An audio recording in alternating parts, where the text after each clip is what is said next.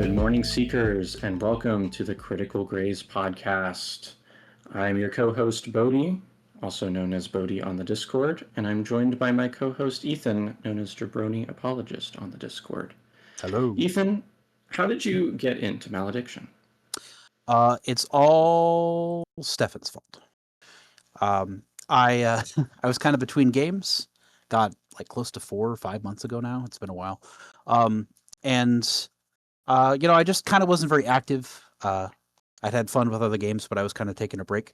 And my friend Stefan, who is Stovetop, who is, I believe he's a playtester. Well, yeah. He introduced me to the game. He got me in IRL to the store we play at, and he kind of made me fall in love with it. He smushed my face into it, like a like a dog you're trying to discipline when they pee on the ground. And I really connected with it, and I've kind of been extremely obsessed with it as one of my main hobbies ever since. What about you? Awesome. So I got in, it was last summer.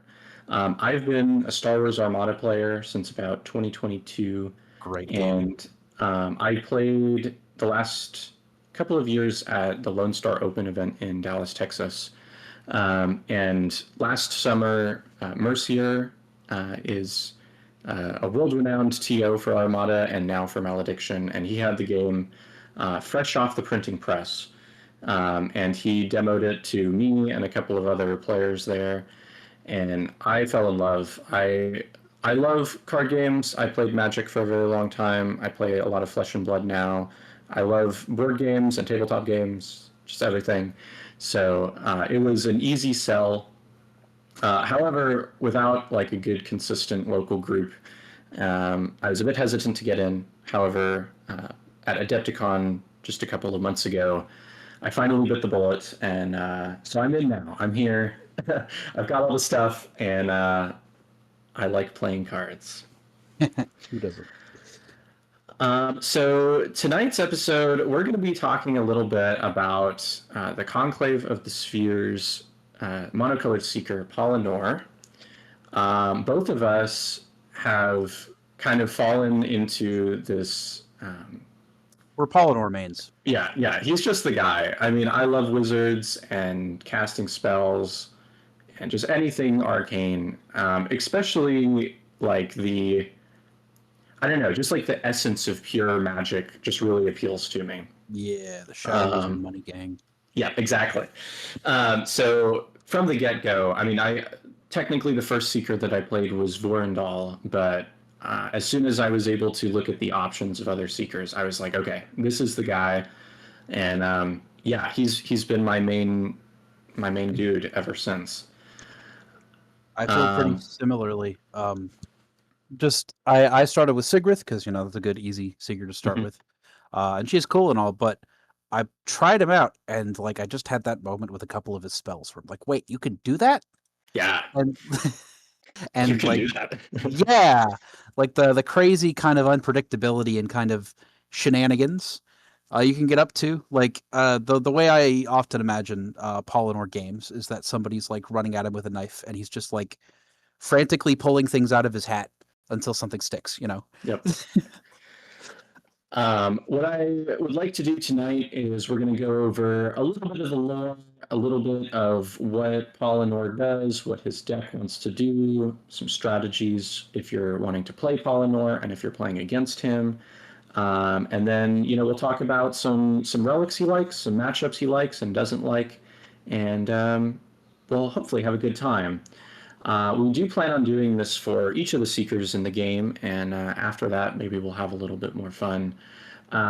So if you as a listener have a suggestion on who you'd like to hear about next, feel free to drop it in the little Discord chat, and we'll get to them. So to start things off, Polinore, he is, as I mentioned, a wizard master in the Conclave of Spheres. He was a prodigy, and he became one of the youngest Nexi, which is to say, like top brass of the Spheres. which, by young, they probably mean middle-aged because, wizards aren't exactly known for their youthful exuberance. And he took on Landriel, who is the blue-yellow seeker, as an apprentice and taught her. And pretty early on into his career, he went into the malediction, which was already crazy. Like, these old fogey wizards, they're going to send the young people to do that. Like, they don't want to risk their own hides. But it paid off for him because he came out with his legacy, the Runefold Gauntlets. And it's implied that they were created by the everlasting, the demigod who founded the spheres.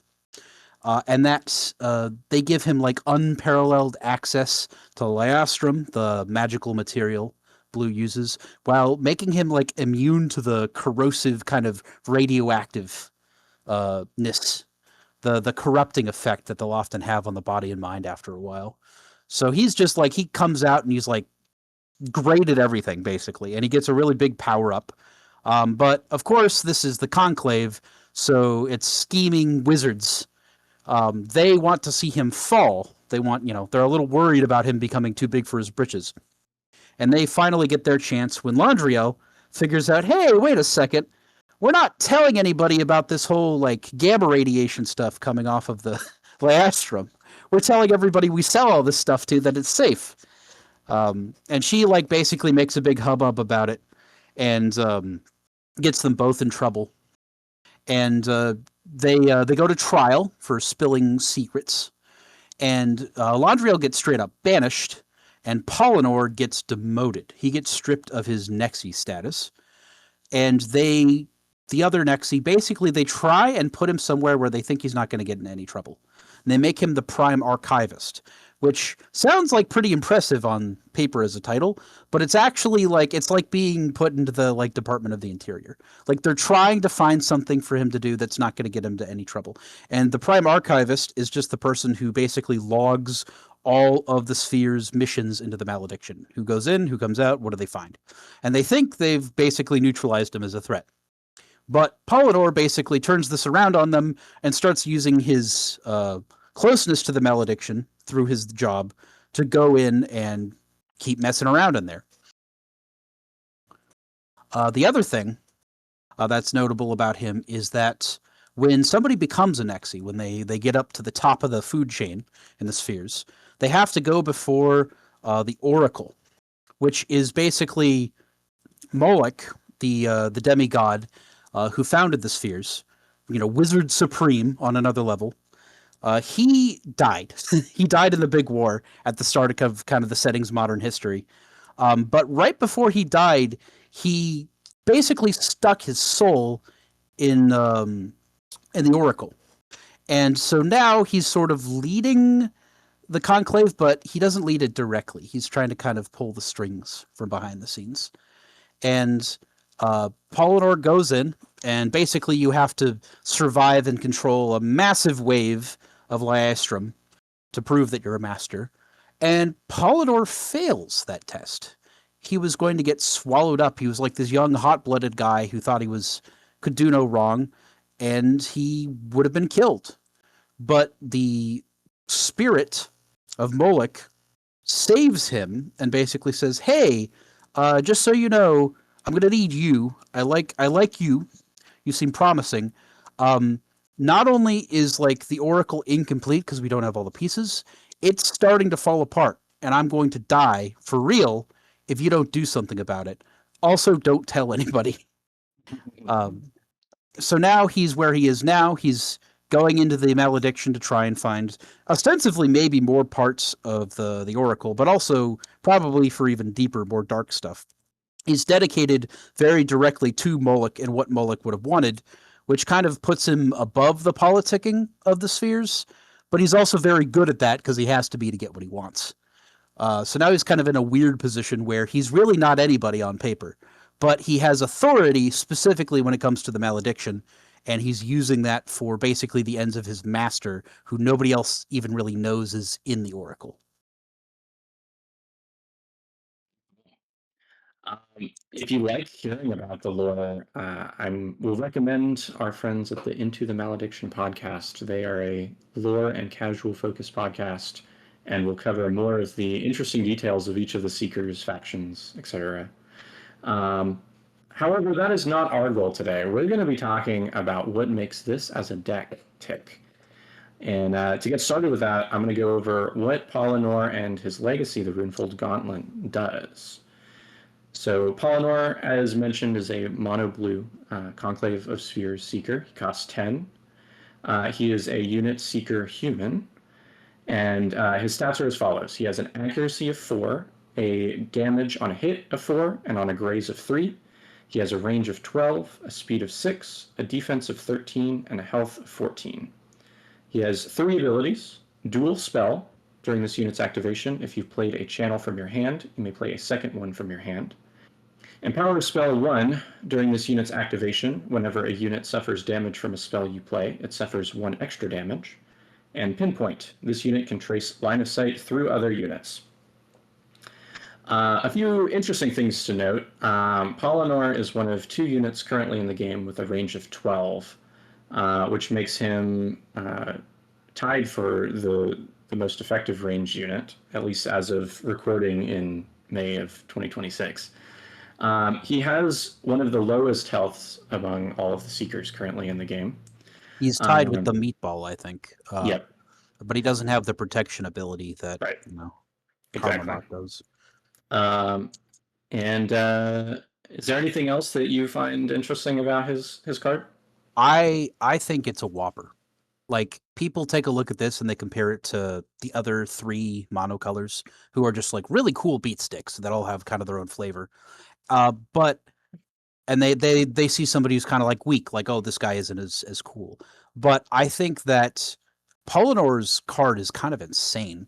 I think Dual Spell is one of the strongest abilities in the game. I will say that it is a little limited. Thankfully, it would be overpowered otherwise, by the fact that you have to play both of the spells you want from your hand. So you can't play one from your hand and one from the discard, which is what his legacy helps you do. You have to play them both out of your hand, but still, like, I have melted like Thunder Steps in one activation because I had 2 just discharges in my hand and I was able to shoot him, and I think I had a relic. Like, you could do an amazing, insane amount of stuff with Dual Spell. I will also say that because he has Empower Spell, he is going to be the guy that you want to be casting as many burns through as possible. Because whenever you'd be doing damage with a spell, you're going to be doing more damage. So it's him and the the Conclave Scholar. Whenever you have burns, if you can get Polinore on the field, he is your man for casting them, because he's just going to do a ton more with each spell. Sure. And then, so his legacy, as we mentioned, is the Runefold Gauntlet. It is a starting echo of 25, just like all of the monocolor Seekers currently. And it has 2 abilities. The first is Runefold Acquisition. You may play basic or elite spells from your discard pile by spending 1 extra echo whenever you could normally play that spell. After resolving its effects, banish that spell. And the second ability is Molech's Augury. After you resolve a spell played from your discard pile, reveal the top card of your deck. If it is a spell, draw that card. Otherwise, you may place it on top of the deck or discard it. The 2 important things that this does is obviously make all of your spells even additional value. So there are multiple legacies in the game that kind of attach value to some of your cards, and this one effectively doubles the rate of all of your spells. Additionally, it kind of adds the text "draw a card" to most of them, at least the way that I like to play the Seeker, which is a lower unit count and just a bunch of spells. You can keep refilling your hand with the Molech's Augury to keep using dual spell. So, Polinore himself will be throwing spells into the discard, and then your other units will play them from discard, which will then give you more spells in hand to repeat the process. Yeah, and I think it's kind of hard to overstate how potent that is. You don't get to use your gold spells more than once because, that'd be crazy. But the fact that you have that on the table, you have that option of just like, oh, you have 3 twin flames in your deck. You actually have 6 twin flames in your deck. Hmm. Uh, just the force multiplier that provides is crazy. And yeah, as long as you're playing with more, I'd say he alone amongst the Seekers likes having like a 50-50 mix of units and spells, if not even more spells than units. And that's not just because he has good spells and he likes spells, but because the spells draw into each other. Um, I personally play Polinore with 35 cards, which I know is a little more than some people play. But the fact that his spells draw into more spells kind of gives that extra oomph that I need to be able to put more stuff and have more options in my deck.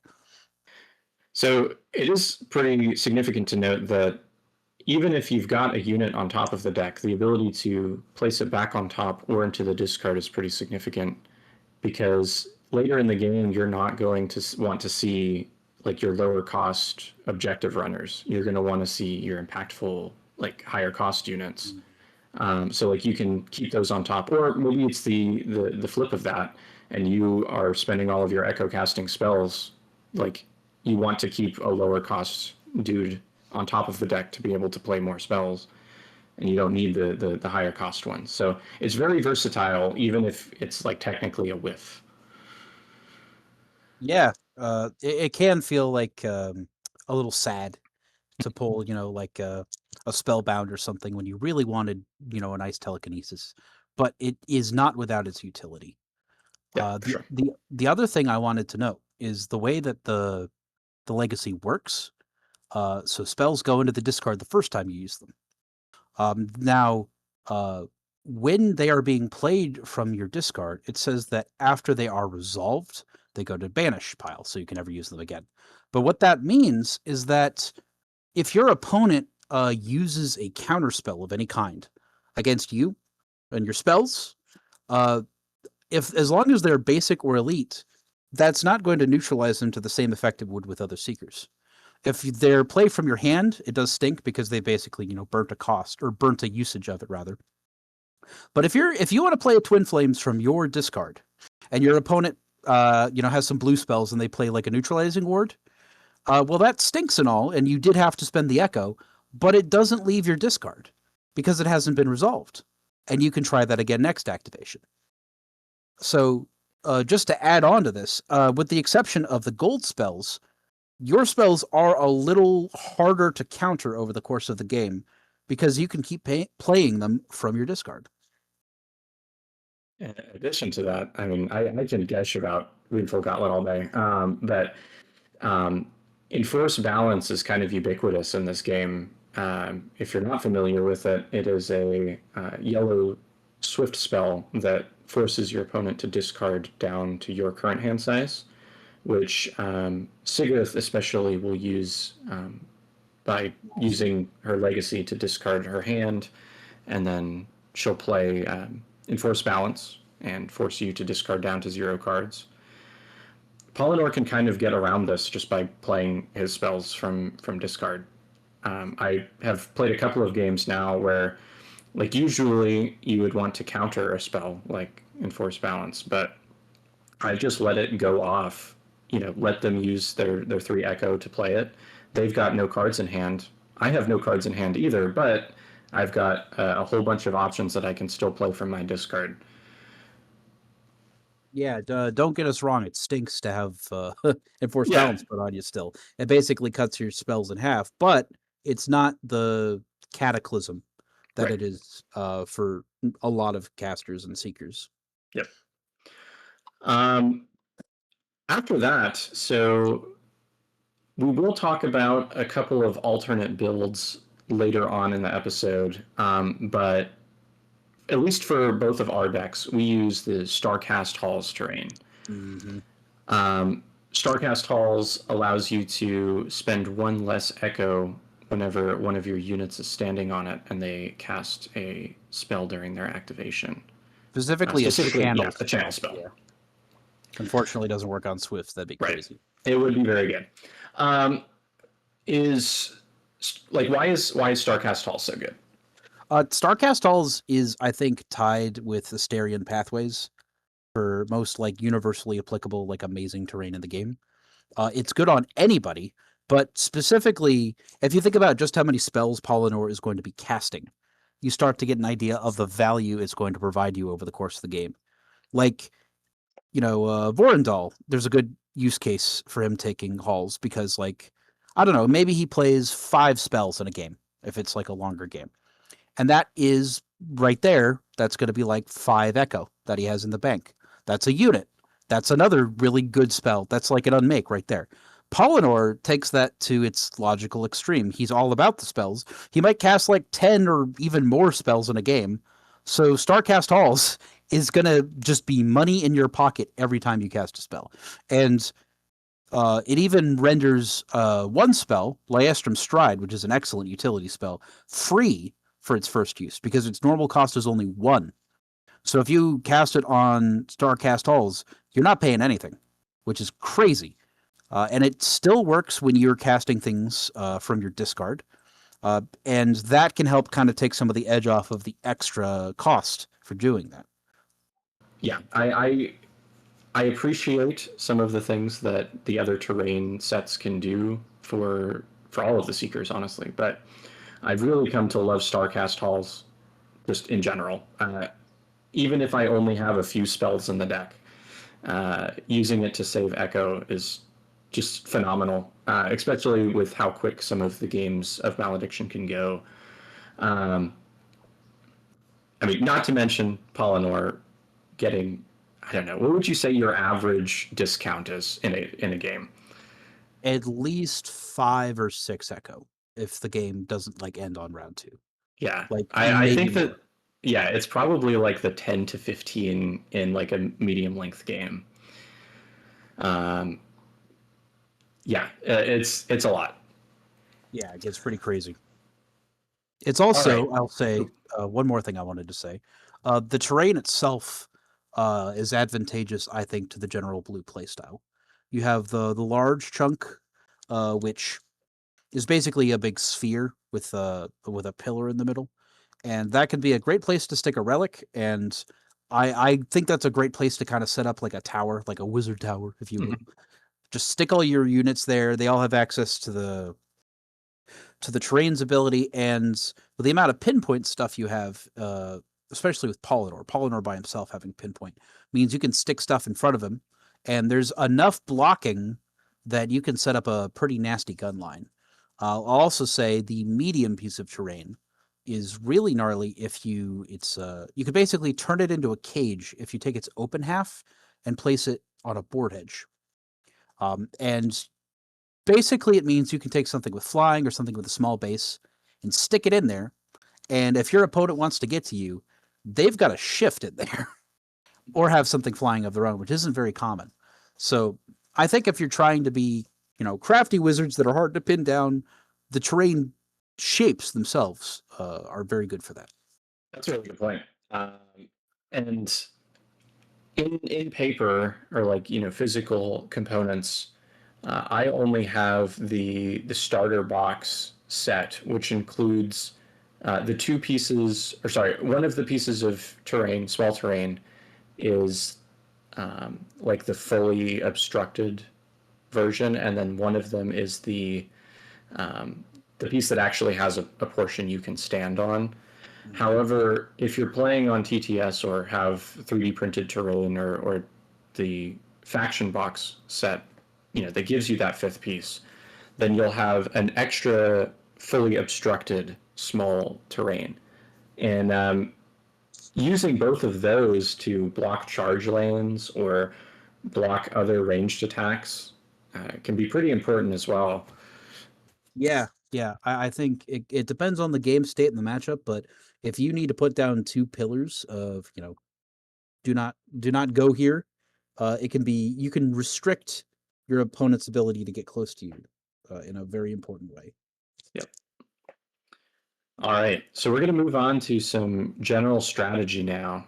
We're going to talk about what the Seeker and deck wants to do the kinds of strategies that it might employ. So if that's sitting in a corner and playing very defensively, or if it's rushing to play objectives or rushing to destroy opponents' units. I think that for the most part, whenever I play, my goal is to try and gather up as many relics early in the game as quickly as possible. There's a couple of units that are pretty fast. The main one is the Spellbound Gargoyle. So sending those out and then using spells like Lystrom Stride to get a little extra movement for your slower units. It's very possible that you can collect 3, sometimes a 4th, but 2 or 3 relics on the first turn. And then after that, I'm pulling back. Ethan mentioned earlier how pinpoint is pretty important for setting up a little gun line. And I'll pull back into a little circle and basically force the opponent to either come to me, or I can move my units together as a group throwing ranged attacks. The main thing about range is like you want to set it up where you're getting to shoot twice, make them use the move action. And you do have access in Conclave to spells like Lystrom Stride to kind of do the moving for you. But any way that you can use the terrain to your advantage, use your opponent's positioning to your advantage, and basically just try and wipe out enough units to score the Echo to get you to 40 as quickly as possible. What about you? I would generally agree. I think that a lot of the game plan of almost every Seeker in this game is like, and then I ran up and I punched him to death. Like at some point, like you get your relics, you get your guys in order, and then you go up and you have a big fight about it. And I think a lot of Polinore is being like, no, I have no interest in that. Go away. Like you're almost playing more of a puzzle game than a war game for this general strategy. Like if, like you said, if you can get even just 2 relics to start, a normal amount, and get them the heck back into your back line, and then just force your opponent to come to you, because you have you just outrange them by unless you're playing a mirror match, you have better range than anybody else, more consistent range than anybody else. And we'll talk about this in a minute with the spells, but you have a lot of access to rangeless damage that you can just basically put it down on anybody you want across the board. And I think that people they'll feel like when they're starting to play Polinore, they're kind of learning the ropes. They'll think they have to go out eventually. They're like, oh well, I got my relics or whatever, time to go fight. It's like, no, you can dictate where the fight is going to happen because you have better range and you have a couple relics and they got to come forward. And unless you're playing another Polinore, they are not going to have the burns in their deck to reliably kill off your guys from whatever range they want.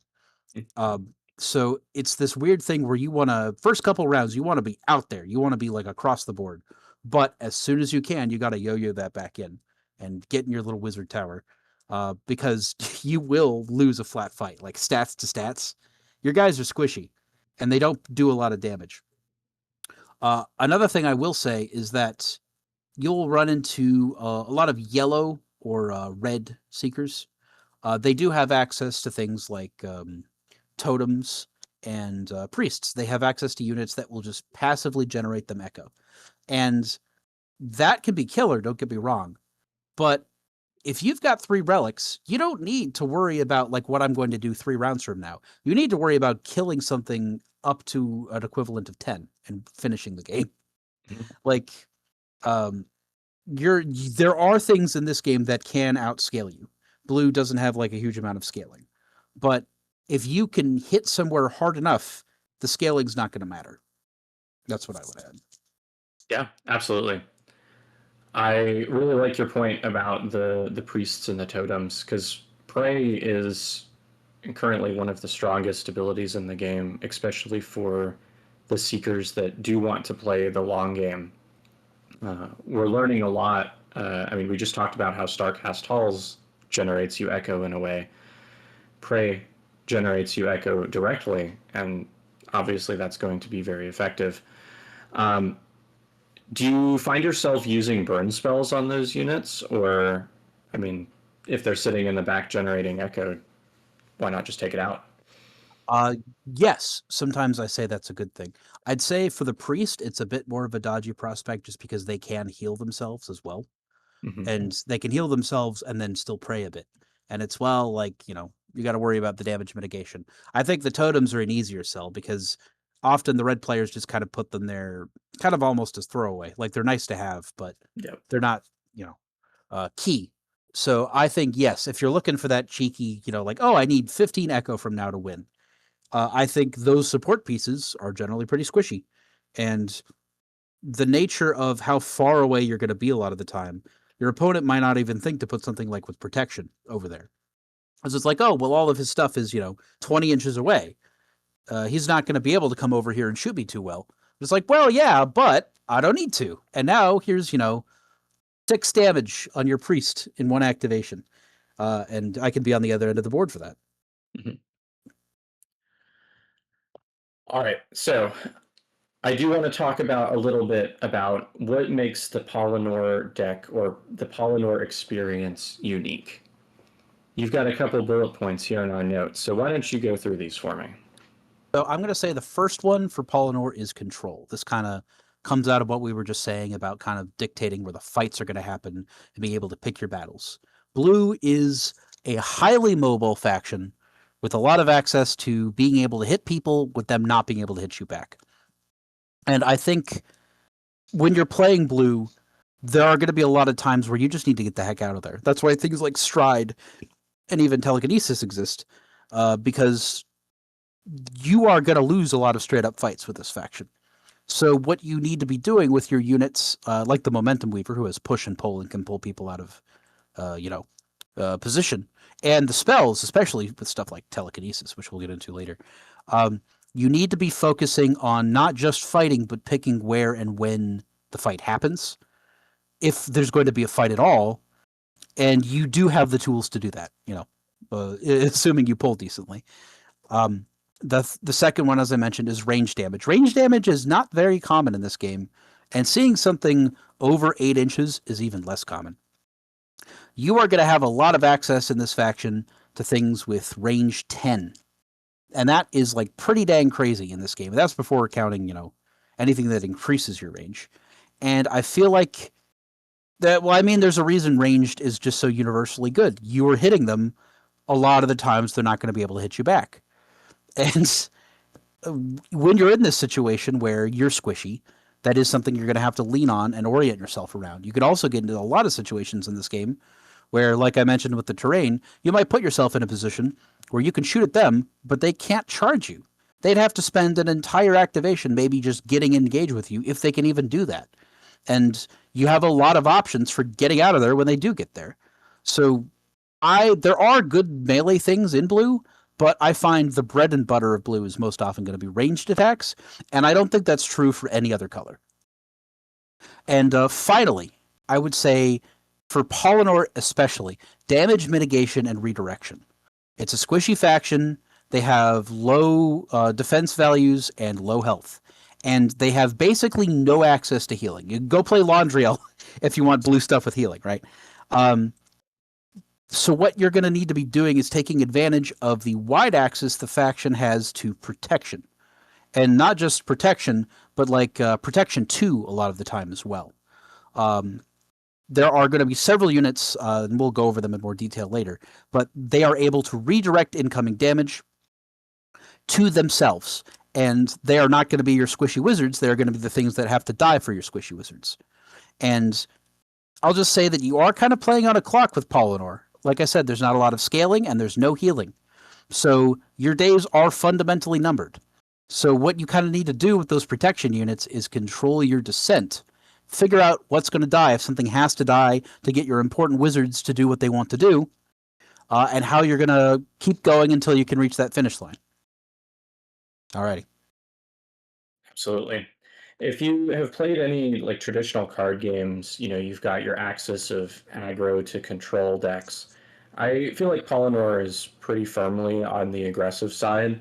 He definitely has some tools into a later game, and some of them can be pretty powerful, which we'll talk about in a little bit.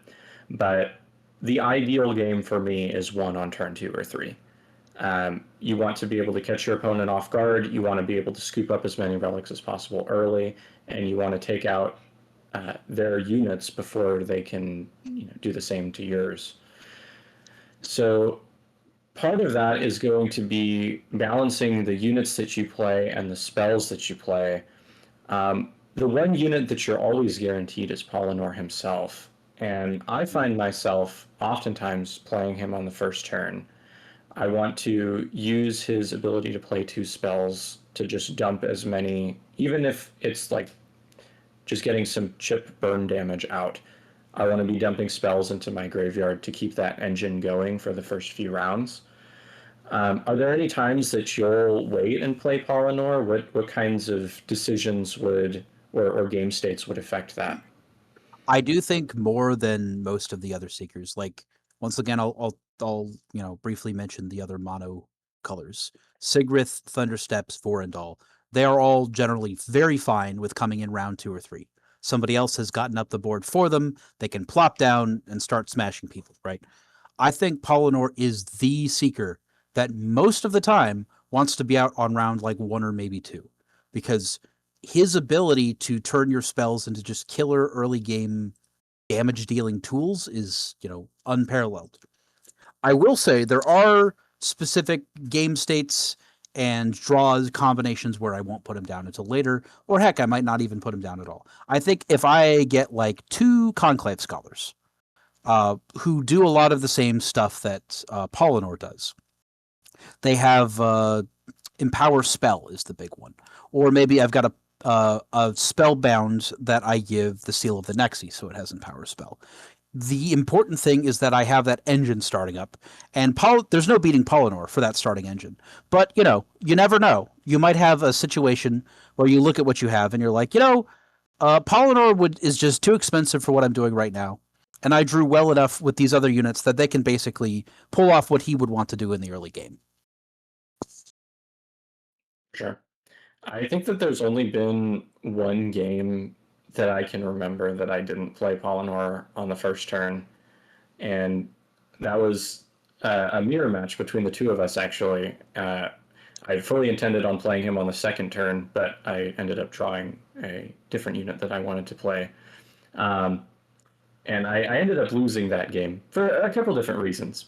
I don't think that not playing Polinore was the reason, but yeah, most of the time for me, he's coming out very early. His range allows him to kind of mitigate the effect that, like Ethan mentioned, most other monocolored seekers are wanting to come out later and then use another unit to bridge the gap for them. Polinore is perfectly happy to use his range to bridge that gap. Yeah. One other thing that we had put down for this section is some alternate builds. I think that the most common one that we've seen, and one of the things that I wanted to explore pretty early on in my time playing this game, is a push focus build where you use the Noxious Flesh Gardens and some of the Conclave units to, like Momentum Weaver in particular, to push and or pull stuff back and forth into the Noxious Flesh Gardens to deal some extra damage. I think it's a really fun build. I haven't actually ended up putting it on the table yet. Have you tried it? Yes, I have tried it out a couple times. I think it's a lot of fun. Um, I don't rate it as highly as kind of the generic Polydor build, though. Mm-hmm. I think it's really cool and thematic, and Polynor does have like really good, cool access to push and pull stuff. I will say though that like the loss of halls is just kind of killer. Mm-hmm. And there are spells, telekinesis being the standout, that is great for pushing and pulling people into terrain, but you're just not going to have the spell access that you would with a halls build. I do think specifically the helmets is the other thing I've seen people play with that. The item that gives somebody a small damage bonus and also gives them just knockback on their generic hits. And I think there is like, you could make a pretty killer push Polinore build, I will say. I think there's a lot of potential there. I think that maybe it hasn't been played quite enough for people to really crack it. But I like it, and I think it's a fun thing to see on the table. Yeah, I'm pretty much of the same opinion. I think that Starcast Halls is the reason that the deck can be as fast and efficient as it is.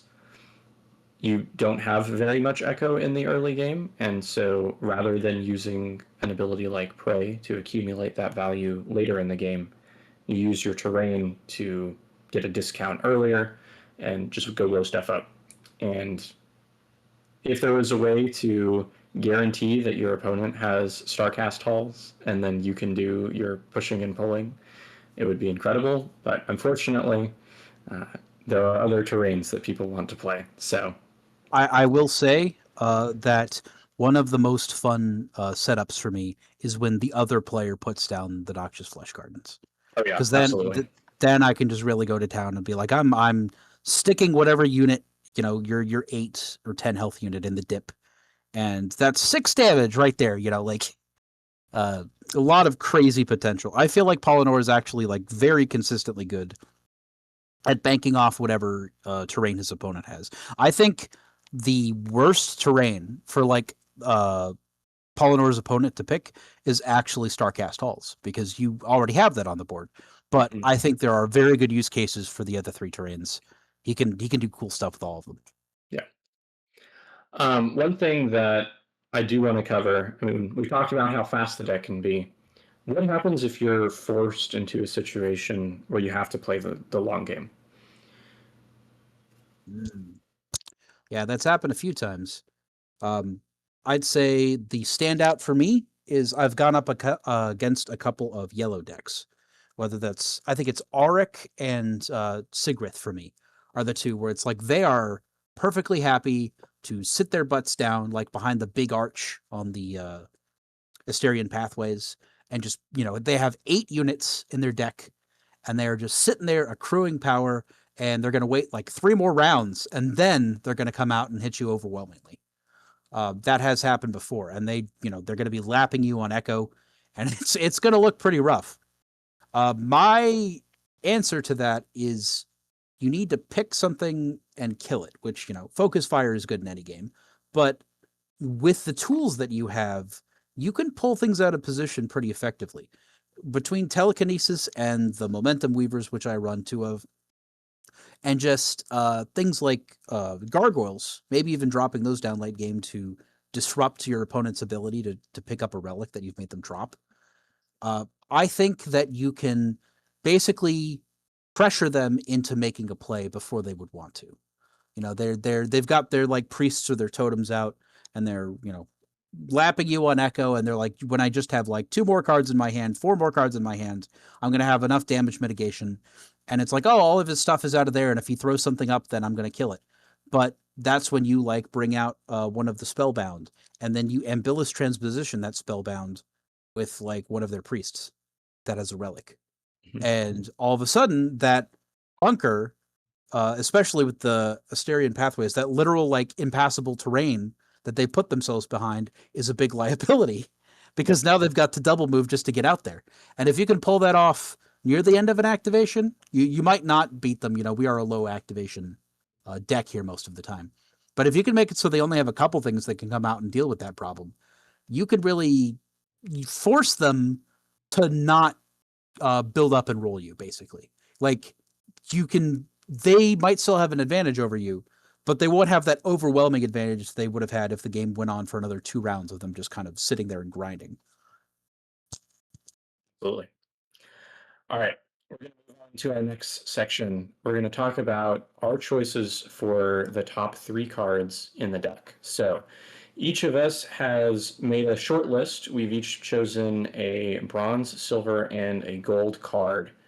And we're going to talk about why we think that those are some of the best or most important cards for Polinore.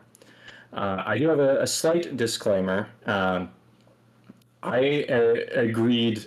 So Ethan's choices, at least for the bronze and silver in particular, were going to be exactly mine, and so I had to make some slight changes to my list. But why don't you start us off with your selection for the bronze unit or Uh, bronze card? so I'm gonna come out strong. Twin Flames. Twin Flames is, I'd say, one of the bread and butter key things that makes blue blue. and it really kind of lays into that ranged global damage thing. Let's pull that card up real quick. Oh, yeah. Let me read it off for everybody. So, Twin Flames is a 2-cost spell channel, and it says choose up to 2 enemies, deal 2 damage to each of them.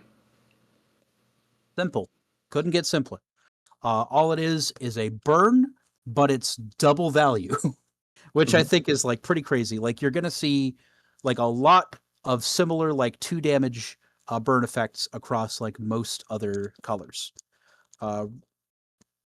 Green has several that is just like, do 2 damage and then some other effect. But the other effect for Twin Flames is you just get to pick and do it to another person. And this is where I was talking about, Polinore coming out early, or at least having something like a Conclave Scholar, where you have something with the damage boost of, what is it called? Empower Spell, where all the damage you do is going to be boosted. So it can get pretty ridiculous. If you pull 2, or God help your opponent, 3 Twin Flames at the start of the game, like, you can still lose. You can always, snatch victory from the jaws of defeat, but that's going to be a really strong opener because you are going to be able to melt down either entirely or at least mostly whatever their first wave of stuff is. Yeah. It's crazy. And you're going to be on Starcast Halls. So this effectively reads one echo, deal 6 damage. There is no better rate than that in the entire game. Yeah. You do have to pick on 2 things. Right. If it was all, like, if you could choose the same target, that would crazy. Be pretty nutty. But, I definitely agree. Twin Flames, I was actually a little, like, I was kind of more in the Lystrom Discharge camp at first because the 4 damage to 1 target looked a lot more appealing. But the more games that I have played, Twin Flames. There was nothing better in the entire deck at this rarity.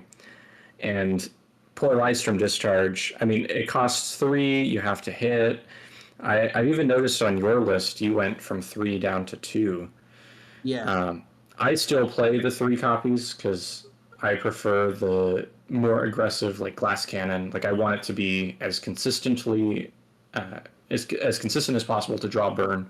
So I play everything, but I could definitely see the reasoning behind cutting a copy or 2 of Lystrom Discharge because it's just not as efficient as I used to think. Whereas Twin Flames never disappoints. For those at home, Lystrom Discharge is a cost 3 bronze channel, and it says do 2 damage to a targeted enemy. And if you have successfully hit them with an attack that activation, do 2 more damage. So if you're looking for single target damage, that's like amazing for a bronze spell. It's still a good spell. And once again, with Polinore, if you hit somebody, that's 5 damage. So Polinore can like one touch a health 8 unit and just like blow them away with the spell immediately. And if you can get 2 of them in your hand, if you can get, like, for me, both of them, you can just like melt something. It's like, oh, that's a scary looking Barrow Defiler. It's gone. Like, it is really solid. I think what gets it for me, why I like Twin Flames better, it's not just like the actual amount of damage going out, but the fact that Twin Flames, you can play it like the first thing you ever do in the game, basically. You're going to have things to Twin Flames. The fact that Discharge penalizes you, like, you need to be fighting already to get the most out of Discharge. I will say there are situations where it's like, I really need 3 damage on something. If you can finish off a unit, then just like not caring about the extra damage you could have gotten is fine. But if you really want to be like getting the max out of your spells, which if you want to win with blue, I think you really have to be fighting. You already have to be punching somebody in the face, which is a dodgy prospect sometimes, to get the most effect out of Lystrom Discharge. I totally agree. All right. My selection for the bronze category is Spellbound Gargoyle. So this is a unit abomination spellbound. It has a accuracy of 1 for its power. We deal 3 damage on the hit, and we do 1 damage on a graze. A range of 0, a speed of 8, defense of 12, a health of 8, And it has two abilities, Flying and Nimble. So while moving, this unit can pass over any obstacle, and this unit can move without provoking retaliation. Gargoyle, for me, is the reason that the deck can be so aggressive in the Relic game. Obviously, you're going to want to pick some kind of relic placement, deployment zone, however it's going to be. There's going to be very few times where you're not going to be able to get one of your spellcasters to at least one relic. But gargoyles can get out there, they can jump over terrain, they can jump over units, and they can go to the farthest ends of the board to collect relics. And then the next turn, they just run back. And even if your opponent sends a unit in to engage them, they have Nimble and they have Flying. So there's really not going to be much to stop them other than, actually taking them out. 8 health is, I believe, the lowest health that any unit has in the game. Not quite. There is one with 6 health, but it's the boar that explodes on purpose. Right. So this technically the second, but they're definitely not the most durable unit. However, their job is not to survive. It's to go and fetch some relics, bring them back home, and then they're just going to sit there and be activation padding for you. Yeah, I also say that they are meant to die, like you said. However, 12 is pretty dang high for a cost 3. They're a little more slippery than you might think. And I have had times where an opponent comes up and he's like, "Well, it's only got 3 health left on it. I'm gonna whack it and kill it." And it's like, "No, you grazed it. Yeah, you didn't hit it. Even your better, more solid units still have roughly a 50-50 chance of actually landing it." I agree with everything you said. It's a great pull. I think its utility drops off a bit in the middle and later game, but as I mentioned before, somebody's going to die at some point in the game with a relic, probably. And when that happens, you're going to need somebody to literally swoop in and, if not grab it, then at least contest it. Yep. Keep your opponent from grabbing it. And I will also say that because they're so kind of insubstantial, it's not going to be the end of the world if your opponent gets 3 points. I have had games where it's everything that's up in my opponent's army that's not on their deployment edge is all together in a big clump. I'm going to fly a gargoyle into the middle of the 3 units they have up there, and he doesn't get to deploy up the field this round. If you can do that towards the end of the round and just be like, "Hey, I know you wanted to put Sigrith on the middle of the field. You can't. She has to go all the way back there and spend 2 rounds running up here." Absolutely. The one other little quick side segue I want to add is a newer unit that we've gotten, Nariev, the Master of the Grotesque. I'm not going to go through everything that he does, but his Call Spellbound ability uses 2 action points to search for a spellbound unit. You can play it by spending its cost, or you can just keep it in your hand. And I was a little underwhelmed by Nariev at first, but even just using him to fetch out gargoyles to apply consistent bid pressure in the mid to late game, even if you're not winning the bid, you're taking cards out of your opponent's hand. And that can be crucial for getting a little bit of attrition to close that game. Especially against somebody like Sigrith, where every time she bids, it's like a loss of her bread and butter damage mitigation ability. Yep. Absolutely. Or Thundersteps, where he really wants the extra card so he can run at you even faster. By the way, if you hear any soft meowing, I apologize. There's a kitty in the background. Yeah, I think Dariev's really cool. I think it's almost literally all spells for our picks just because of how Polinore is, but I think he's great. I think he does fall off in usefulness if you get him after round 2. However, one of the nice things about this game is that's a 7, and a 7 is a very good bid. So even if it's not his game, and this goes for all, big, nasty gold units, is even if it's not his game, it's not the end of the world. You've still got a good bid now. Let's keep it moving. Tell me about your favorite Solar card. Yeah, I would say this is probably my favorite spell in the entire game. And like a lot of really powerful spells in any game, its effect is really simple, and that would be good old telekinesis. Do you want to read that one out for the folks? Sure. Telekinesis is a 3-cost spell channel. Place a unit anywhere within 5 inches of its current position, ignoring obstacles. Oh boy. All right. There are 2 of these in my deck. Are there 2 of them in your deck? Yes, there are 2 of them in my deck. Yes. They are amazing. This is the spell doesn't do damage, but that's about the only thing it doesn't do. You can use the spell on any unit, so that means any of yours, any of your opponents.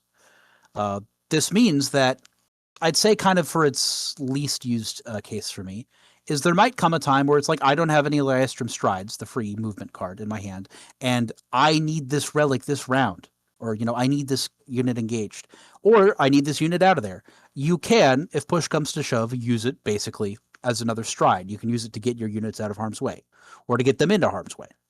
But there's so much you can do with this. You can pull opponents out of combat with you. You can pull them out of contact with relics. You can pull them into terrain, like the Noxious Flesh Garden, or pull them off of terrain. Maybe you don't want your opponent's fast unit going even faster on the Asterian Pathways next activation. You could even cause traffic jams if your opponent isn't careful enough. If there's like a limited space that multiple of his units needs to go through and he's already activated one of them, just throw them there and plug up the hole, and maybe they'll be able to squeeze out of there with a shift, but they might just be SOL for that round. There are so many things you can do with this spell. Excuse me.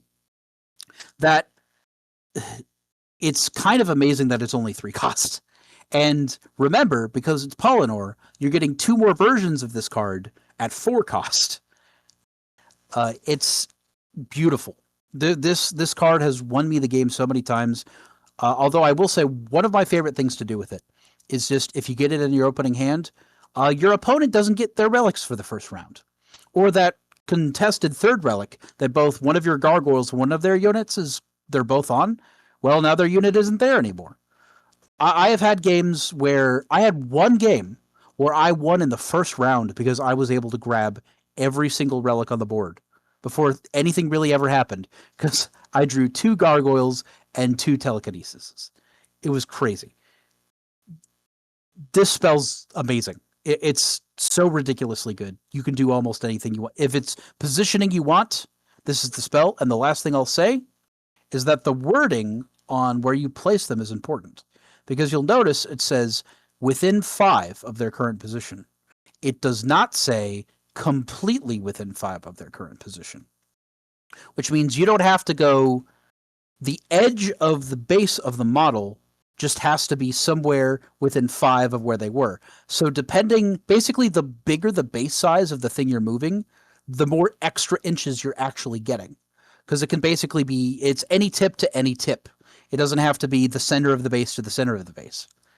So I could gush about this spell for hours, but that's my main pitch, I guess.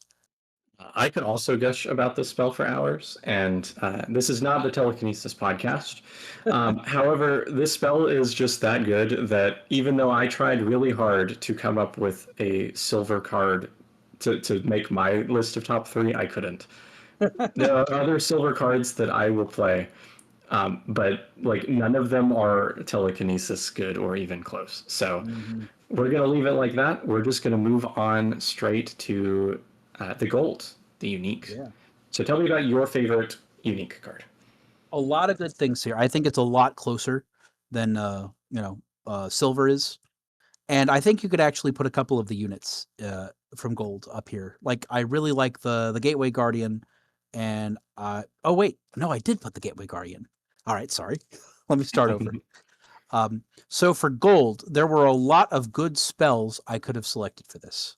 Demanifest, Rippling Potential, Ambulous Transposition, a lot of good ones. But the Gateway Guardian is just a monster, and he kind of almost breaks the rules for the stats you'd expect to see for a blue unit. And he really opens up the potential of everyone around him. He's like an anchor for your list. So let's pull up his card real quick.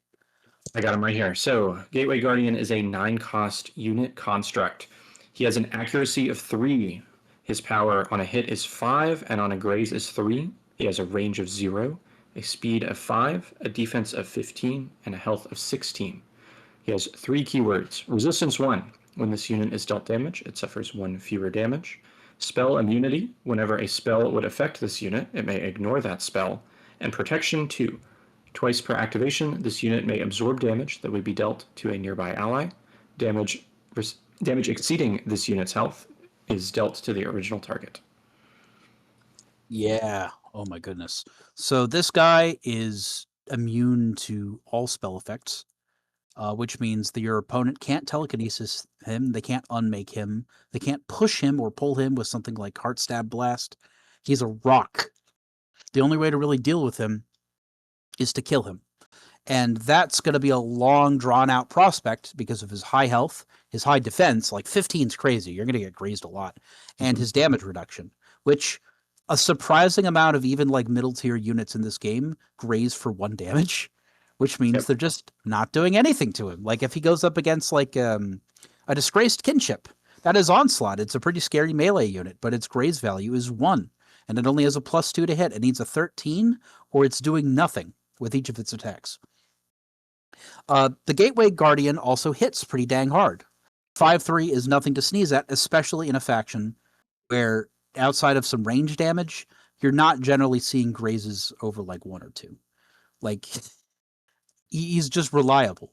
I think the double protection is like everything about him is great, but the double protection is big, and that's the themes I was talking about earlier about damage mitigation, how you need to basically have a controlled descent in this faction. You do not have the sustain of other factions. He is your man, where you can be like, well, that was going to be 3 damage on my Conclave Scholar or my Momentum Weaver, but it's only 2 damage on him. And he can do that twice in activation. It's crazy. The only person who does it better is the Herald of Salvation. And I will say, we're going to get more into relics and good picks for them a little later. But if you can get the heart on this guy, +5 health, and he goes back into your hand when he actually does die, he's... And regen. Yeah, the regen. Oh my goodness. He's just like never going to go away. Your opponent's going to have to spend the whole game. They're going to have to make a difficult decision. Are they going to actually try and kill him? Which is, doable, but it's going to be a lot of their resources. Or are they just going to play around him like you might, for Thunder Steps or something? A really good bodyguard for all your squishy wizards. Just wonderful, wonderful unit. Definitely worth the 9 cost. He is like, I think, kind of a poster child for a good, solid 9 cost unit. Also, an amazing bid. And if you are in a position where you can't play him and you're the person without the initiative, that just means you win. Because even if your opponent plays a 9, as the person without the initiative, you win ties. Mm-hmm. He's just a free, I'm going first. The big thing for me is spell immunity, because there's only a couple of things in the game that have or grant that ability, and it's just so good. Obviously, one of the big lures to this game, at least for me, is the spells. Any game that you play is going to have units on the board, but maybe that's why our first episode is the Polinore podcast, because I just like spells. And so this guy says no to a lot of really silly things that can happen in this game. Yeah, I will briefly mention that if you're protecting somebody from spell damage, he doesn't get to ignore that.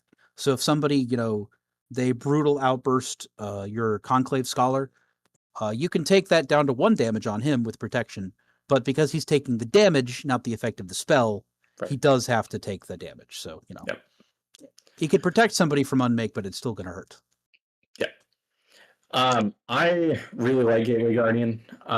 He is actually right now in my sideboard. He didn't make the cut for my main board. I think that he has a lot of utility in certain matchups, but I really like, at least currently, I really like having a consistent aggro pile, and there's not a lot of times where the deck can support dropping a 9 cost unit. I feel you. So like, there's definitely games where I really want the guy, so he's in my sideboard for a reason. But in some of the faster matchups, he's just a little bit too much. Ethan mentioned the 3 kind of ubiquitous spells. So Ambush, Transposition, Demanifest, and Rippling Potential. I'd say you said you were kind of stuck on which one to pick for your favorite. Do you want Yeah, me it's to? pretty difficult. I mean, rippling potential is basically telekinesis. Ambulance transposition is basically telekinesis. Right. So let's talk about something a little bit different for a change. I am going to select Demanifest. So Mm. it's a 6 cost spell channel. Return a non-seeker unit and any of its equipped non-relic attachments to its owner's hand. It loses any equipped relic. So the way that this interacts with the game is that relic is going to drop as a husk, and the unit's controller is going to lose 10 mastery. Um, this card wins games, and Yes. there is only a couple of ways in the game to stop that from happening. There are a lot of game states where it's basically just decided by does the opponent have demanifest or not, and this is the case with like all of the blue factions, Yeah. but Polinore in particular, because he wants to be so aggressive, you can allow them to pick up a relic, have a gargoyle nearby, and then on the critical turn you can demanifest, send in your unit, and go and pick up the relic. Or if they're like a Thundersteps or something that is charging straight in, or not with Thundersteps himself, but some kind of adjacent unit that has a relic to give them some extra damage, they're in the middle of your pile. They pick it back up, you pick up the relic, and either you're winning the game or now you just don't have to deal with the threat. There's even times where I've seen it played on the first turn when it's not winning the game, simply to deny an objective, or if your opponent drops an expensive unit like a Herald of Salvation or something like that, because it's costing you 5 when you're on the terrain and that unit costs them more. They're going to get it back and play it again, but they're going to be behind on Echo now. There's Yeah. so much utility in the spell, and almost every time that it's played, it determines the outcome of the game. Yeah. I had a game recently where my opponent put down Thrice Murdered first round, Mm-hmm. and like she was set up, she was going to go float over that in the way only she can and pick up a relic that was like 15 inches away. And my first activation, I just said that goes back in your hand, and that probably won me the game by itself. Just that was 8 echo that guy would have to, because you got to understand you're not getting the mastery, but your opponent isn't getting the echo back either. Right. So he already had spent like 8 on getting her out onto the board, and now she's back in his hand, and it's like, does he have another 8 to spend on that? Vorendal's not out yet. Vorendal might be more important. And I think he ended up bidding with that Thrice Murdered because she didn't have a place after I put her back like that. And that made so I could grab a third relic. It was game changing. And I will say, like, it is the sort of card where you can whip it out on like round 4 and it's like, that's the game, right? Like, that's the reason that you win. But especially with Polinore, because he wants to be so aggressive, but this kind of goes for everything in this game. The earlier you play something, the more value you are generally going to get out of it, because it has more of the game to affect, basically. It's earlier on, there's more things that are going to be affected by what you've just done. So not always. There are good times to, save your card and use it at the right time. But I think a good strategy a lot of the time is like it's use it or lose it.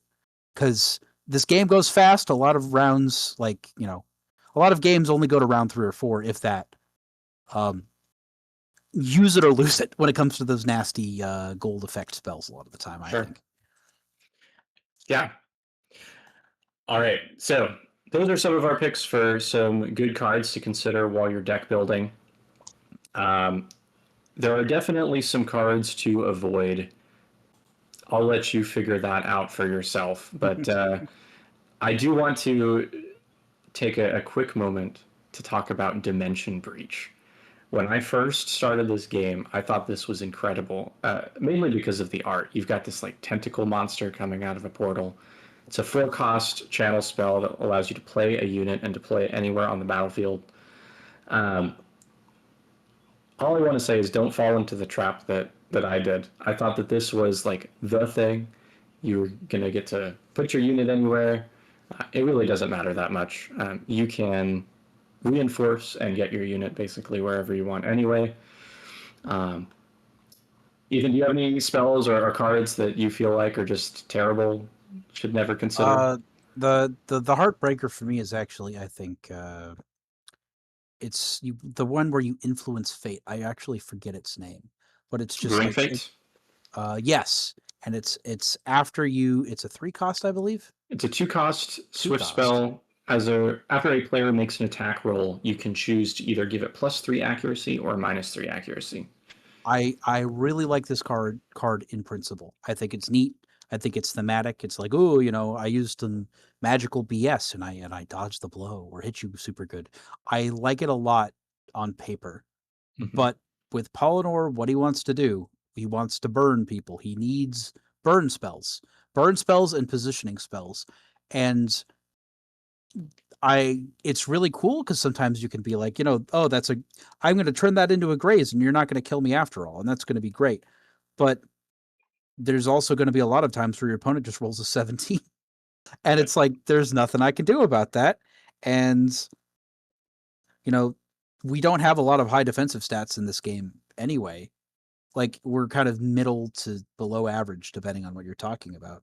So I want to like it. It is in my sideboard because I do think like if I'm going up against Thundersteps and he has like crit devastate, I think it can be like a cheeky like, oh, Mm, that was a graze after all, and that's still a hit, which sucks, but I don't die, you know. yeah, But I can't bring myself to have it in my main deck. I just don't think that could have been a Twin Flames. Is what I'll keep saying to myself, absolutely. All right, let's keep moving. We're going to talk about some relics now. So, currently in the game, there are 15 relic cards. It was kind of spoiled in a recent survey that the 2027 season is going to include a rotation of the relic deck in some form or fashion. I imagine that we'll revisit some relics in the future, but for the time being, season 1 of the relic deck, we want to talk about some things that each of these seekers really, really like. I'm going to leave out one, I guess, a slight adjustment. The boots are very, very good, and almost every seeker is going to have them somewhere in their top 3. So, in order to make it less of a top 2 list, we're going to move boots to an honorable mention of sorts. Not going to discuss it too much further. Some other honorable mentions that we've got are the scepter, obviously adding some extra range and getting attacks that you're slinging through other units that you draw line of sight through is very, very powerful. The Everlasting Heart, keeping your units alive is pretty critical as well. And because, at least in my deck, I play so few, returning them to your hand when they die can be game changing. And then finally, the Fang, you can get some extra attacks off, which, at least on Polinore himself, is going to be an extra 3 or 4 damage around. But let's talk about our top 3. So, what do you have in third place here? So for third place, I selected. Um, Honestly, I think the Scythe is good for third place here. Okay. Now, what's interesting about the Scythe? Go ahead. Do you have it in front of you? I don't, but I can pull it up now. Excellent. All right. Reaper's Edge is an attachment relic. This unit gains melee expert 2 while performing a melee attack. This unit gets +2 power. Essence Binder 3. Whenever an enemy is defeated during this unit's activation, you gain 3 echo, and non-seeker enemies defeated by this unit are banished. Why do you want a Yup. melee card in your ranged deck? A couple reasons. First off, sometimes you just need to hit things, and if you can get this bad boy on the Gateway Guardian, or even just Polinore himself, they become pretty gnarly melee combatants. +2 damage is nothing to sneeze at. That's 7 on a hit for the Guardian and 6 on a hit for Polinore. Your opponent is going to come to you. That's kind of the whole thing with blue. So there are going to be times where your opponent's in your face and you're like, well, I guess I'm punching you. However, what I really think actually deceptively for a melee artifact kind of brings this over the edge into the top 3 is Essence Binder 3. Essence Binder 3 is crazy. Essence Binder 2 is on the Conclave Scholars, and it's great there. If you can finish off any unit, you get 3 Echo back. And I feel like that's crazy in a faction that has such wide access to just being able to hit anybody anywhere on the board. So it's like if Polinore manages to like twin flame 2 things to death, let's say he gets a good round, and he's like, I'm going to kill those 2 priests because they're both at low health. And he just spent like, let's say it was from your discard, and you spent like 3 whole Echo on it. Well, you just got 6 Echo back. Your spells theoretically at least become a net positive on your Echo. And in a faction as strapped for Echo as Blue, I think it's absolutely nuts. I think it's really good. I think just having that, even having that on something that is ranged with the inherent bonus of a ranged attack where your opponent can't always hit you back, I think is great even without the damage bonus. And lastly, banishing cards, sometimes that's not going to matter at all. More often than not, most Seekers don't interact at all with their discard, especially not with units. But if you're going up against Ingor, when you're throwing things into his banish pile, they're not going into his discard, so his legacy doesn't trigger.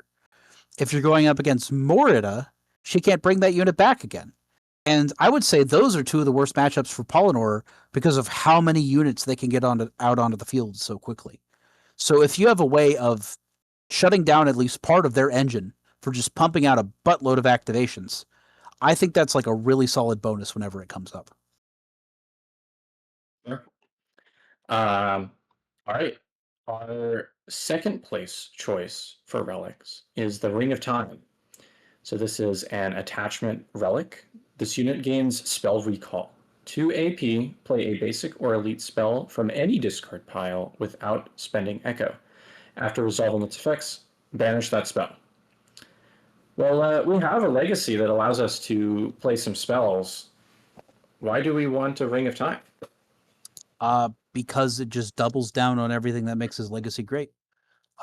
This card allows for the completely BS triple twin flames play. If you put this on Polinore, Polinore can go twin flames with his dual channel, and then go into his discard with the Ring of Time and play a 3rd twin flames. It's ludicrous. It's how I won like a tournament game against my buddy Vicious Drake like a little while ago. It was crazy. And even if it's not on Polinore, just being able to cut costs. If it's like, oh, I was already going to play that telekinesis again from my discard, but now I'm doing it for free, and it was on like a Conclave Scholar or a Gargoyle that's already in my backline. It was literally just going to toggle off. It wasn't going to do anything. There's no downside. And it's like, that's just like 3 or 4 or even 5 more Echo just because I have this relic. And that's, economy is one of the things we got to watch. I would also mention that the way that the legacy for Polinore is worded, it's whenever you resolve a spell from your discard, it goes into banish, and you can look at the top card of your deck. You are resolving a spell from your discard when you use the Ring of Time. So you get to do the draw. Absolutely. I think another really cool thing here is that you can play from your opponent's discard as well. And this may affect some matchups more than others, but if you're against somebody who has a lot of powerful spells like a Sigrith with damage prevention and healing, you can turn those around and use them as well. Also, your opponent might want a Ring of Time to try and counteract your deck in a way. If they're pulling the spells and banishing them from your own discard, then you lose a bit of the value that you get by playing this deck. So take it first, I suppose. Yes, I think the denial. If somebody else has Ring of Time, they can really hamper you. Yeah. Like they can cast, put it on something not important and just say, "Hey, I'm casting that Twin Flames a second time." That could be awful. And I will say that can also give you access to It's like, oh, I have all of what I just did, and I also have this forced march, and that's another 2 damage, and that's exactly the 2 damage I needed. You know.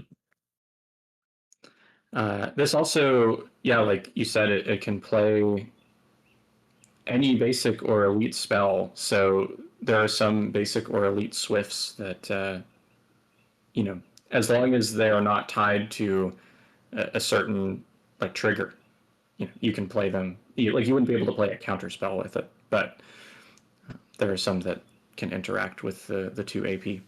Yeah, there's some cool swifts that you can just play with the rig. Yep. All right. I don't think that it's going to be very much surprise about our first place relic here.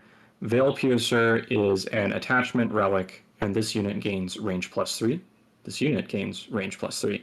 And range expert 2. This unit gets +2 power on ranged attacks. And while tracing line of sight during a ranged attack, ignore the obscuring terrain ability. So that will only, at least currently in the game, only affect the green, or the, I don't remember the name of it now, but the green, in quotes, terrain. Why is Veil Piercer good? Veil Piercer is good, honestly, kind of for the same reason Ring of Time is good, in that it doubles down on something that the faction is already good at.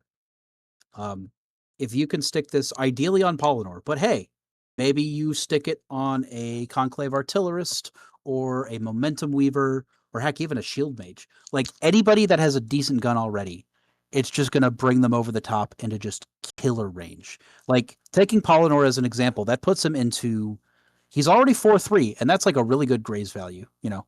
But now this is going to take him up to 6-5.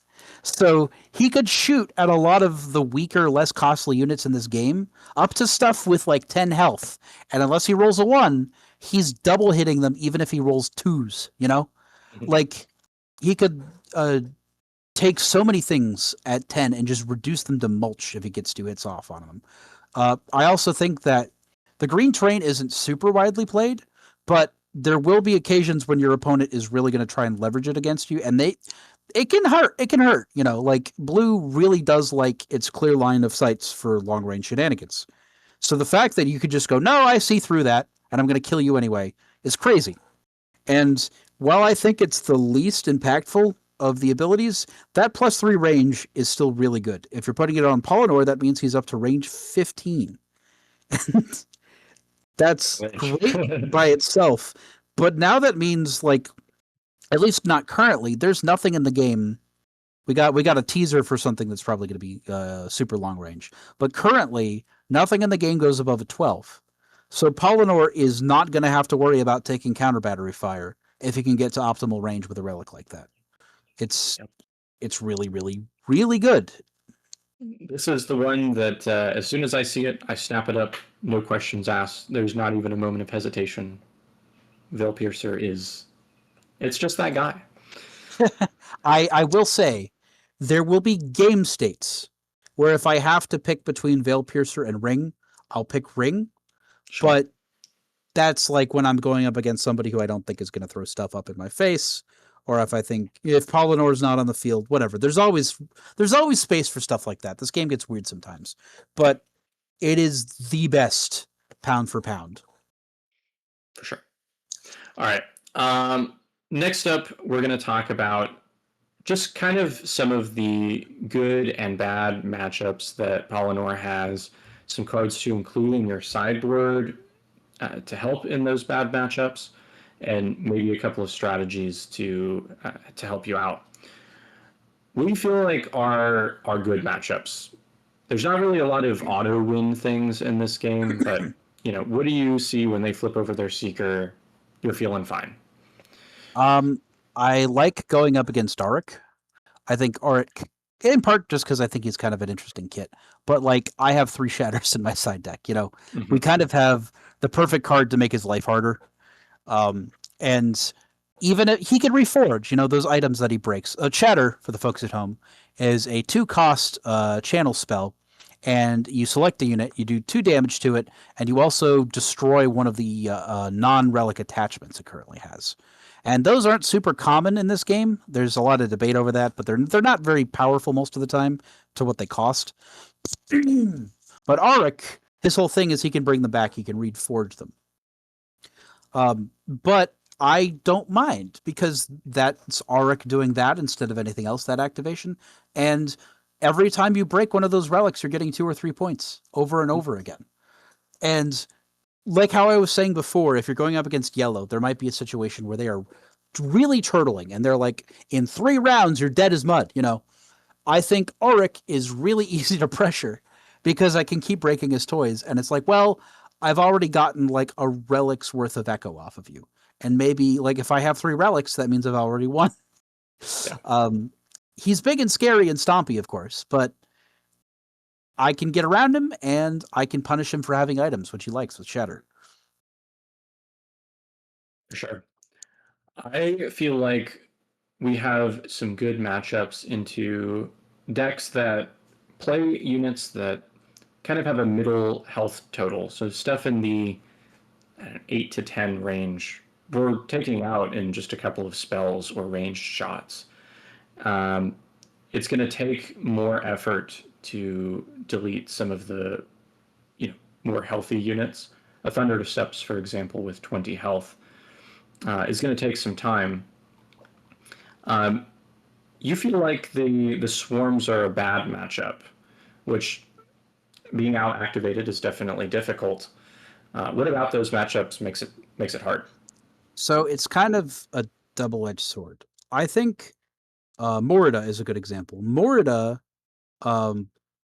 it's a little weird. She has the potential to really like just put things all over the board and just too much to deal with. We can kill as much as we want and she'll keep bringing it back.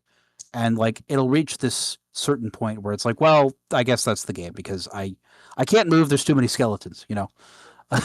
But at the same time, Morida is tied with Polinore for least health of any seeker. And unless she's taking like blue units, which she generally doesn't, she might have a Gateway Guardian, in which case you're kind of screwed. But most of the time, she's taking like almost all fallen units.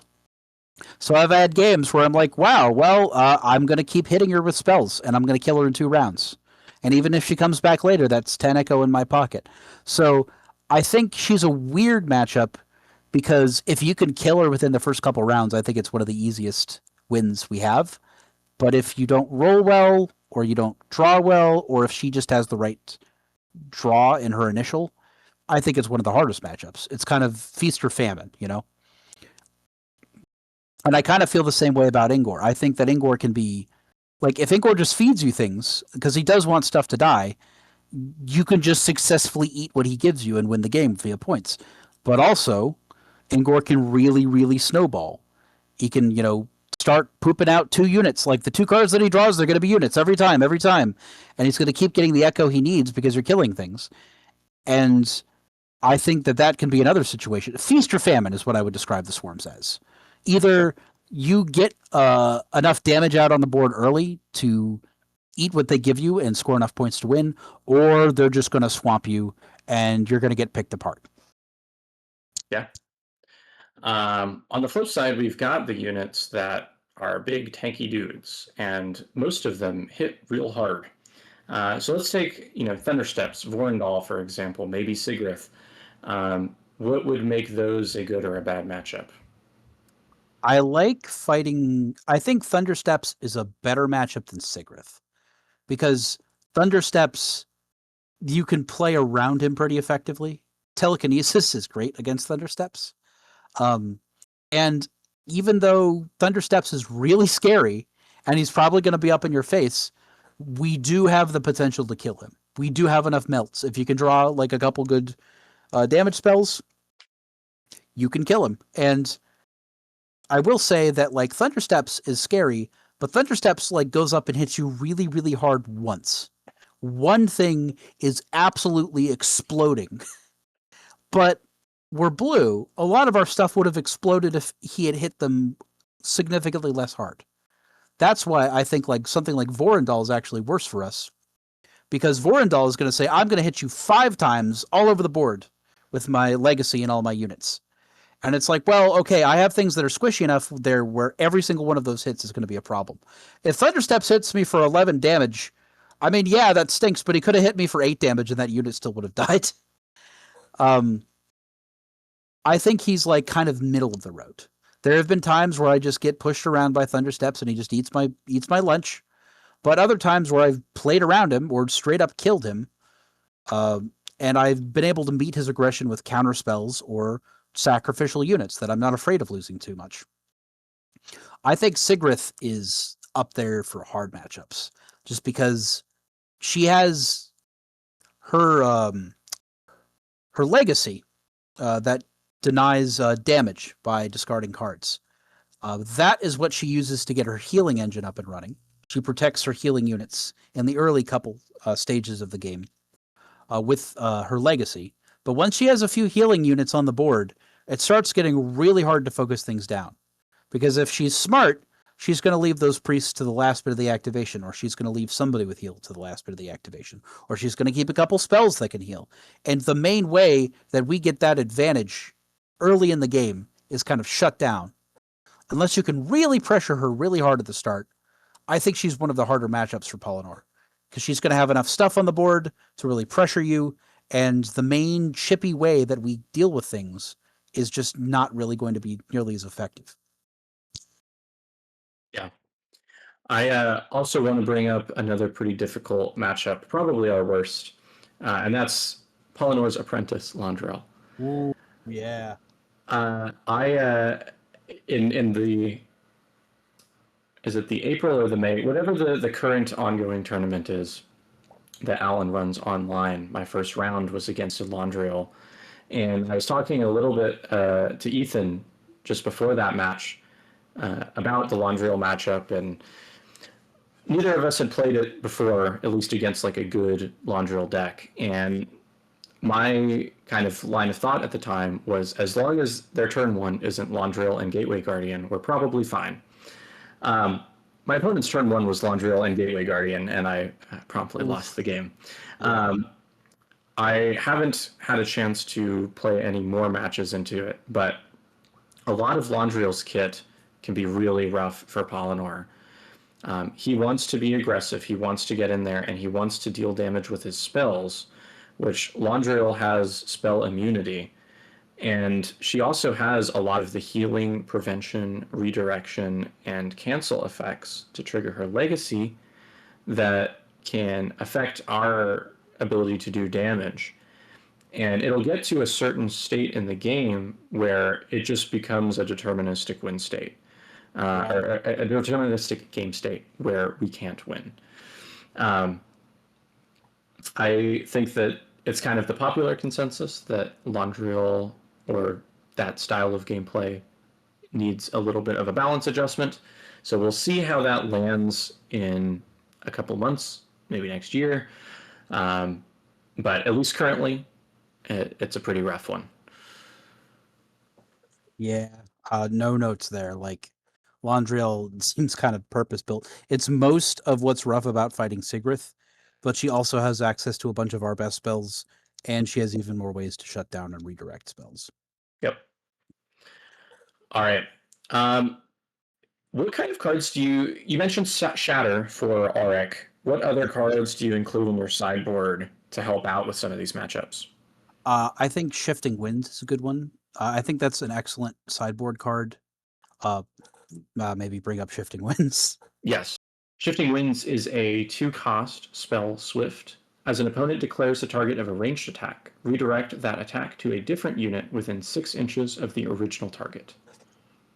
Yeah, so like I was saying a bit earlier, ranged attacks are not super duper common in this game. There's more stuff that technically has them than you might think, but a lot of them are support pieces who do not want to be using their guns most of the time. Blue is the ranged faction in this game, and with a few exceptions, you're going to be running into a lot of opponents where maybe they have 1 or maybe even 2 ranged things, but most of the time they're just going to be running in to smack you.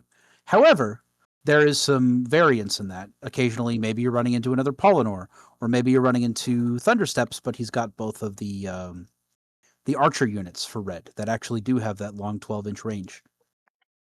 Or you're playing against yellow. Yellow has pretty decent access to range through its crossbowmen. And if you have the Warfront commander also on the board, you can get a lot of shots off with them. So it becomes a matter of, it's good to have on the sideboard because 75-80% of games, it's not going to be worth having them in your deck. They're going to be a liability. Your opponent might not even have any range damage. But when your opponent does have range damage, they can be a real game changer. And ideally, of course, is you redirect that nasty shot into your opponent's unit that happens to be close by.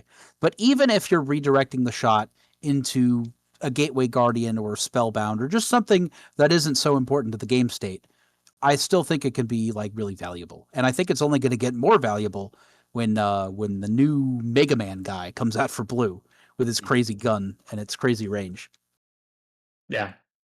I don't really have too much else to add for my sideboard choices. Like I mentioned, I got Gateway Guardian. My other sideboard stuff is the Shield Mage that is also a Resistance 1 protection unit. I kind of have those guys there for some of the. I mean, honestly, a lot of my sideboard, the Shifting Winds, the protection, is kind of geared towards the mirror match.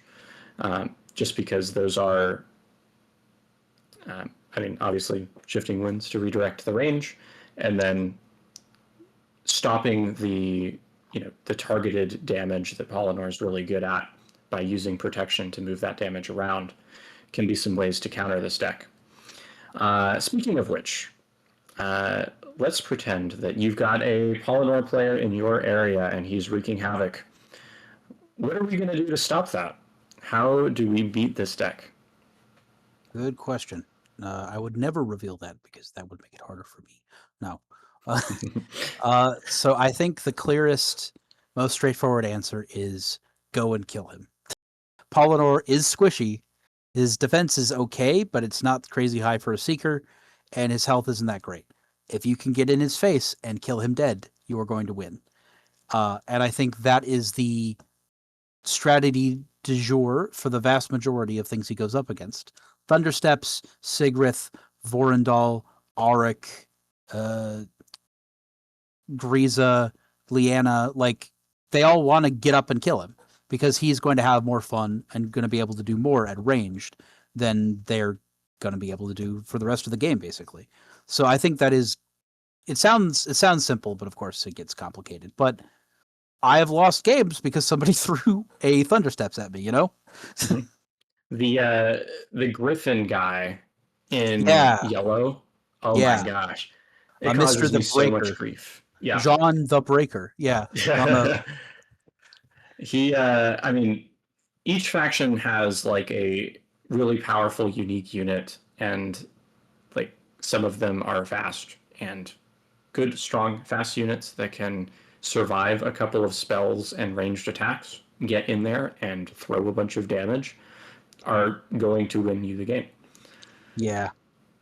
Yeah. It's not always going to be a Thunderstep. Sometimes it's just going to be, I don't know, a bunch of Battlecasters, or like, if you throw several silvers in his face, he's probably going to die, is my point.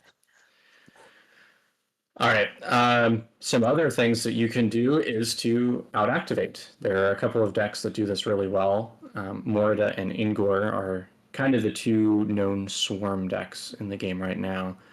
But like we've mentioned a few times so far this episode, my deck in particular does not have very many units, and most of the time I'm going the whole game with 3 to 5 units in total. Some of these swarm decks can have 8 or 10 units, and that's just like their normal day walking in the park. So the longer that you can delay some of your more critical activations until after the Polinore player is completely done, the more effective it is going to be to rip into their mage tower, as we've kind of called it. Yeah. Yeah. This kind of goes back to what we were saying before. If that dastardly Polinore player in your local meta can get enough burns off on you, he might stop you dead in your tracks. But if you can get your little engine going, there's not much he's going to be able to do. Like, a special mention to the Stitched Corpse, the bane of my existence, because they're an 8 health unit. They look really fragile. They're very weak. They're only 2 cost, but they have resistance 1, which means that I go from being able. I would need to use a boosted Twin Flames 4 times to put one of those guys down. Like basic Twin Flames goes to 1 damage against him, which is terrible. And even boosted Twin Flames goes to 2 damage, which still isn't great. It's one of those units where most of the time I actually have to go and get my hands dirty. Really, really gnarly to face against as Polinore, honestly. They just take up space, and they do a surprising amount of damage if they can get their swarm off. Yeah. What other kinds of things might you want to try? So if you are playing Morida or Landriel or another Polinore, I think there is those counterspells are going to come in handy. Like I mentioned, Polinore is somewhat counterspell resistant because if he's playing bronzes and silvers from his discard, they don't go anywhere just because you've canceled them. They go to his discard. So unfortunately, you're probably going to have to pick your battles for what spells you actually want to stop. But if you can stop a gold, that's not coming back. And that Twin Flames that he just put out might be the difference between you winning or losing. So if you need to cancel it on that activation, even if you know it might come up later, I still think that's a valid thing to have. I think almost everybody who has access to the counter spells, Neutralizing Ward and Runefold Ward, they need them at least in their side decks because they're just so powerful for going even beyond Polydor, like just being able to say no. Yeah. Saying no's I good. I do think that pushes and pulls are good against Polinore, getting things out of position because he does rely on protection a lot in his army. If you can get a telekinesis off on him, he certainly doesn't like it. But if you have anybody with a push, anybody in like Thunderstep's crew, or just any unit that has like the Trapjaw chain, that's never fun.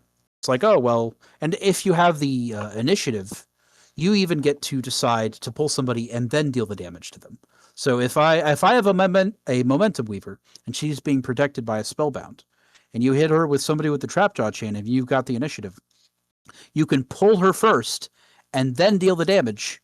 And now I'm nowhere near the guy who would have taken the damage for me. So I think that can be solid. AoE spells are pretty rare in this game, but I do think they can be pretty gnarly because a lot of the time, at least the way that me and Bodhi play Polinore, is you are going to have like a cluster of units, right? You're going to have 3 or 4 or 5 units all roughly within 5 inches of each other, if not closer. So Cataclysmic Blast, Heart Stab Blast, and even Wrath of Nature, which I think is another quintessential kind of side deck card. You don't see that in the main deck. A lot of red has a lot of good access to AoEs. Can really put the hurt on Polinore. Corpse Explosion is, especially if you get it off on one of those boars or anything with death throws. Like 7 damage to everything on the board for me is just terrible for Polinore. Like that's going to ruin his day, and it's going to make it so everything's at like 1 or 2 health, and then you can just clean them all up. It's not great. And like something like Call of the Dead, where it's technically not AoE, but or Call of the Grave, I think it's called. It's where everything that's not fallen on the board takes 5 damage or 3 damage. Maybe bring that up real quick. That's a gnarly spell. That's a good one. Death's Call.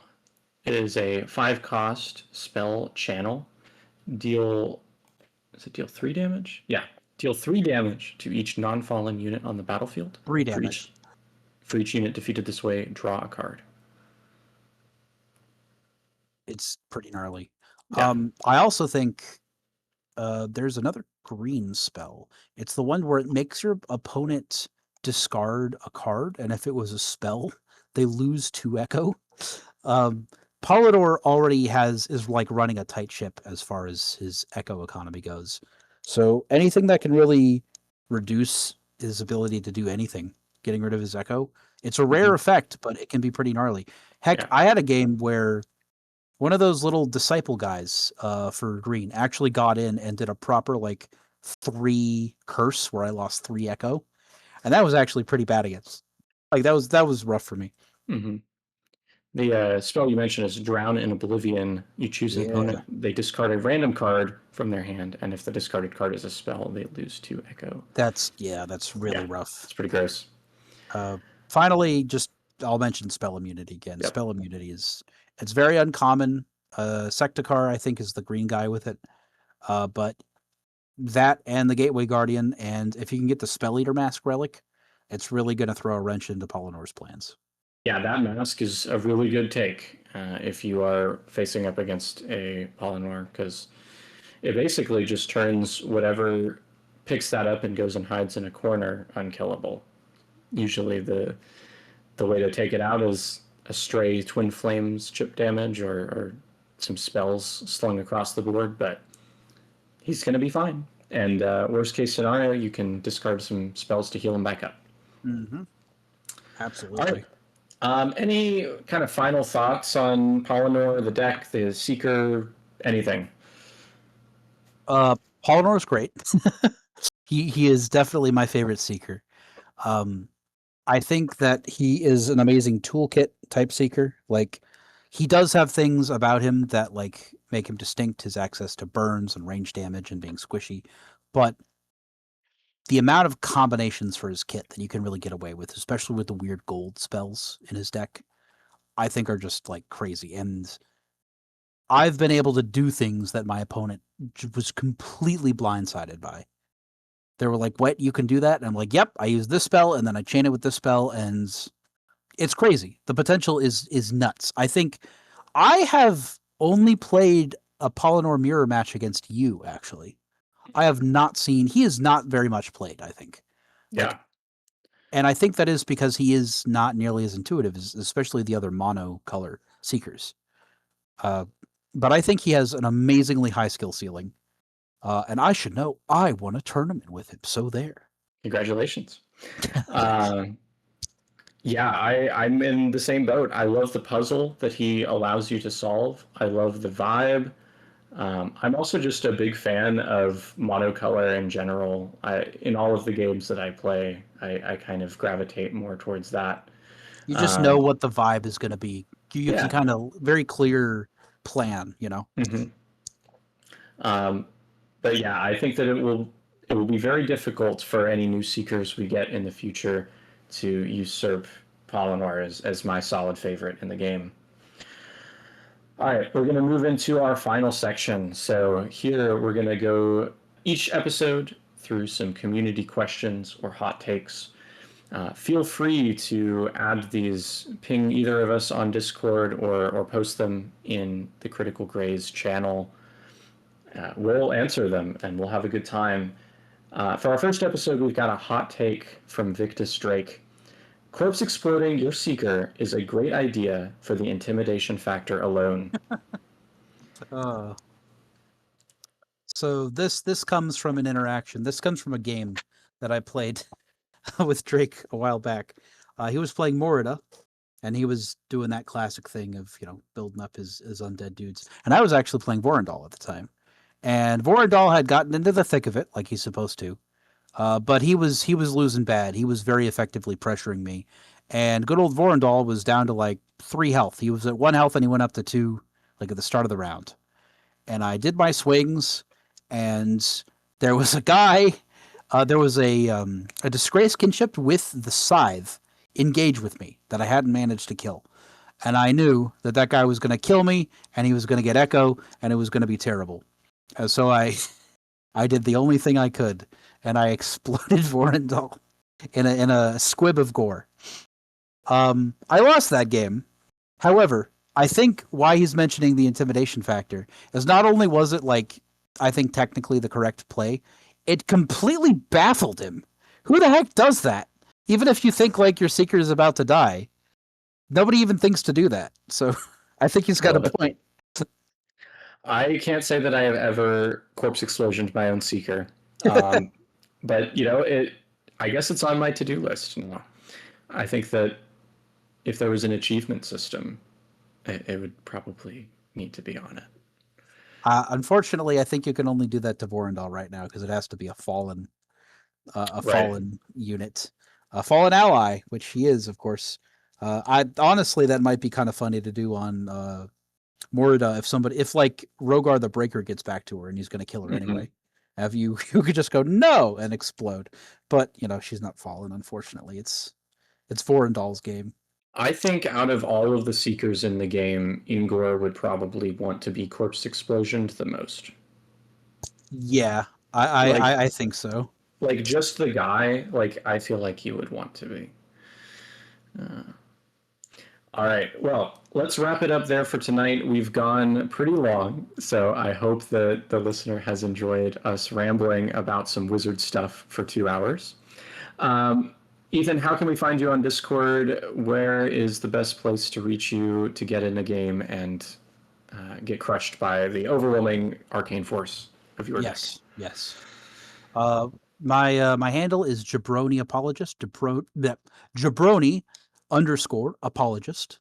I am very active, perhaps too active, on the Malediction Discord. If you want to ping me directly or in one of the various channels that's relevant, I'm open. I might not get back to you immediately, but I'm always happy to hear feedback, and I love talking about this game. For sure.